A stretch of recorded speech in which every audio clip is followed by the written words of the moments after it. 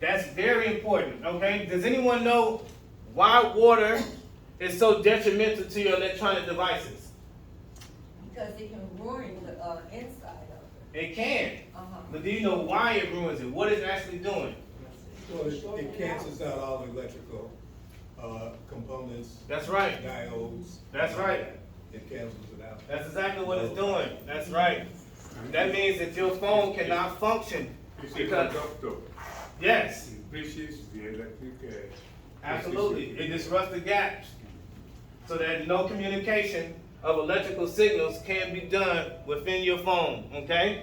So you don't want water getting in there. And it's very difficult to get water out of your device. That's why sometimes you can put it in a bag of rice, Yeah, I Yeah. know about that. and sometimes you can put it in a bag with those silicone packets because they naturally absorb moisture from the air. And so what's happening is they're absorbing moisture out that's inside the bag, and moisture is coming out of your phone to replace that moisture. That's why those packets work, okay? So you might say, how come these packets, how are they gonna get water outside from inside of my phone? That's why it's a slow process. It's evaporation, and those packets are absorbing the moisture from the air, okay? But eventually it'll work. And about half the time you can get your device to start working again. The other half, the water is too deep inside, that the moisture is just not gonna come out of it, okay? So it's unfortunate, but that's why you wanna keep water away from your devices, okay? Because it's so hard to get the moisture out that it just won't work for you anymore.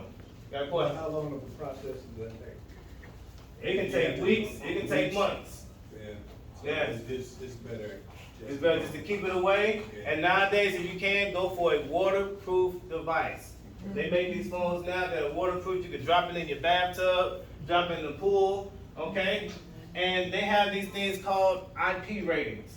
IP6, IP7. That is the pressure of water that your phone can take, okay? So there's a difference in spilling water on your phone, all right? Or dropping your phone in a glass of water.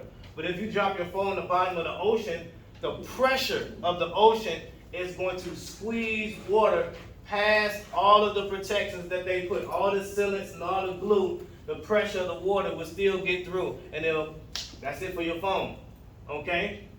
So that's why they're waterproof up to a certain point. So for basic uses, if you're in a bathtub, no problem. It drops in the sink while you're running the water. If it's raining outside, it gets wet, it's no problem, okay? So that's what waterproof is. Now they also have this thing called the dustproof ratings, okay? Because dust can also disrupt your electrical devices. Oh, yeah. It also disrupts electrical signals. Water and dust will ruin how your phone functions and how electrical devices function in general, okay? Because they are functioning off of electrical devices going from positive to negative, positive to negative. And if that doesn't happen, no communication, that means no functionality, all right? So they're gonna have these IP ratings and these IPX ratings. Okay, sure. Is that the same thing with the wrist watches that are waterproof? Yes. Okay, That's right. and you can swim? That's right, exactly. That's right. They seal these little devices up so you can swim with them as well. That's right. So it's the higher the numbers, the better the IP? Yes. That's what I. Yeah, the more protection you have, Okay, thank you. the deeper you can go. That's right. So where do the numbers go from to IP rating? The last I saw was 9, but it could be past.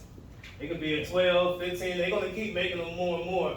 But you can even now you can literally buy a waterproof case and you can go very deep underwater because the casing is designed for water. And they're designing these phones so that you can use them on an everyday basis.